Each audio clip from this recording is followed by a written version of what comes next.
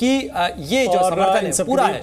Prime minister Narendra Modi ने एक tweet किया है और ये प्रधानमंत्री का ट्वीट इस वक्त आपके सामने है। उन्होंने अस्पताल पर जो हमला हुआ है उसको लेकर संवेदना व्यक्त की है। तस्वीर इस वक्त सामने है। प्रणय, बिल्कुल, आप देखिए प्रधानमंत्री की जो टिप्पणियां हैं वो महत्वपूर्ण हैं। आपको ध्यान होगा रूस यूक्रेन युद्ध के समय भी जब मारियोपोल के अंदर हमला हुआ था और रूस का बम गिरा था उसके ऊपर, तभी भारत ने कहा था मानवीय संकट का जहां तक सवाल है, भारत पीस कीपिंग फोर्स भेजता है। दक्षिणी लेबनान के अंदर भारत के 894 सैनिक तैनात हैं यूएन पीस कीपिंग फोर्स में। इस लड़ाई के सीधे सीधे इंप्लीकेशन है हमारे लिए। और अगर आप इसे पढ़ें, deeply shocked at the tragic loss of the Ali Al hospital lives at Ali Al hospital in Gaza, our heartfelt condolences to the families of the victims and prayers speedy recovery।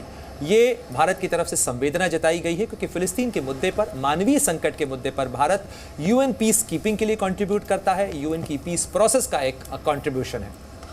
और इस वक्त काफिला देखिए airport से अब रवाना हो रहा है, जिसकी बात हो रही थी कि यहाँ से अब बैठक शुरू होगी।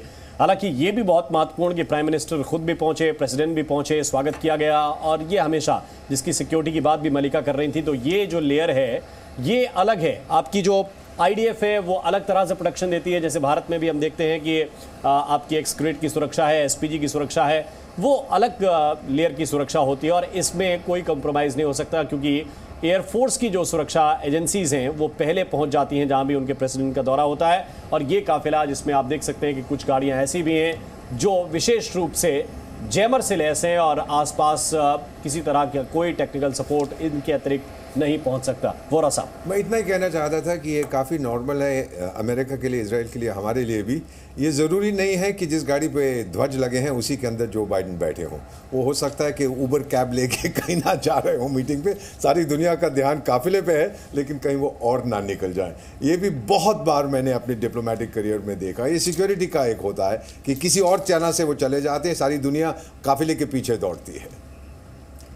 तो ये आप तस्वीरें देख रहे हैं, जो बाइडेन बेंजामिन नेतन्याहू को गले लगाते हुए यहाँ पर नजर आ रहे हैं। जब से इस युद्ध की शुरुआत हुई, अमेरिका ने बार बार ये बात दोहराई है कि हम इजराइल के साथ हैं, इजराइल को हर तरह की मदद हम पहुंचाने के लिए तैयार हैं। हालांकि जिस चेतावनी की प्रणय हम थोड़ी देर पहले जिक्र कर रहे थे कि जो बाइडेन ने इजराइल से कहा कि गाजा पट्टी पर पूरी तरह से कब्जा करना आपके लिए ठीक नहीं होगा और वो शायद जो ये सिचुएशन ऑलरेडी इतनी खराब है वो यहाँ से और एस्केलेट हो सकती है।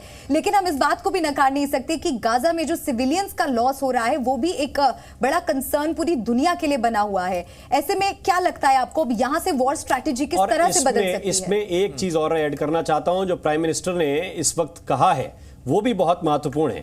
नरेंद्र मोदी का जो ट्वीट है उसमें उन्होंने आखिरी लाइन जो लिखी है, उन्होंने साफ तौर पर लिखा कि ये जो संघर्ष हो रहा है इसमें आम नागरिकों का हताहत होना बहुत गंभीर और निरंतर चिंता का विषय है और इसमें शामिल लोगों को जिम्मेदार ठहराया जाना चाहिए। उन्होंने लिखा कि those involved should be held responsible.